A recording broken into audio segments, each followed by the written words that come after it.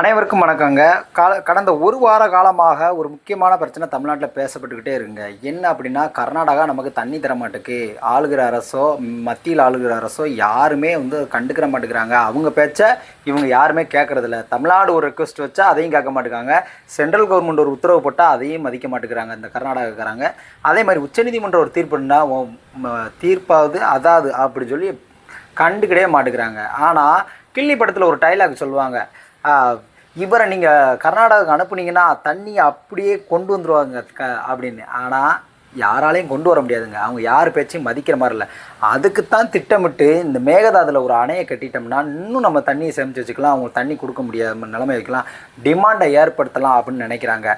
ஆனால் என்றைக்குமே அதை நம்ம தமிழர்கள் நாம் என்றைக்குமே அதை ஏற்றுக்கொள்ளக்கூடாது. ஏன்னா காவிரி தாய் எல்லா மக்களுக்கும் சொந்தமானவள் தான். அவளை யாருமே அணைகட்டி அடைக்கக்கூடாது. அவளாட்டுக்கு போட்டோம், போக கடலுக்கு போட்டோம். ஆனால் தமிழர்கள் யாருமே நம்ம என்றைக்குமே அவங்கள அடிக்கிறதோ எந்த துன்புறுத்தலோ கிடையாது. ஆனால் அவங்க தான் நமக்கு பல இன்னல்களை தாராங்க. அதை நாம் புரிஞ்சு செயல்படணுங்க. உண்மையிலேயும் வருங்காலத்தில் இன்றைக்கி அணையெல்லாம் நிறைஞ்சிருச்சு, அதனால திறந்து விடுறேன்னு சொல்கிறாரு. ஆனால் ஒரு 2 நாளைக்கு முன்னால் திறக்க முடியாது அப்படின்னு சொல்லிட்டாரு. ஏன்னா சிஎம்ஏ நம்ம அங்கே வரக்கூடாது அப்படின்னு சொல்கிறாரு. அப்போ அவர் எப்படிப்பட்டவர்? அந்த மக்களுக்கு அவர் தொகுதி அது. அதனால அந்த தொகுதிக்குள்ளே அந்த ஆனால் கெட்டவன்னு சொல்கிறதுனால அங்கே எப்படியாச்சும் மக்களுக்கு ஆதரவாக தான் அவர் நிற்பார்.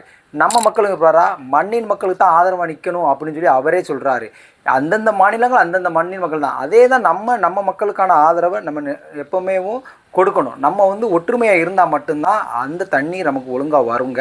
அதை எல்லாருமே நம்ம தெரிஞ்சுக்கணும். அதே மாதிரி முல்லை பெரியார் பிரச்சனையும் நம்ம இப்படி வருது. அப்போ மழைநீரை சேமிப்பு அவசியம், மரங்களை நடணும் அவசியம். இதை ஆளுகிற அரசு புரிஞ்சு செயல்பட்டால் வருங்கால சந்ததி நல்லா இருக்குங்க.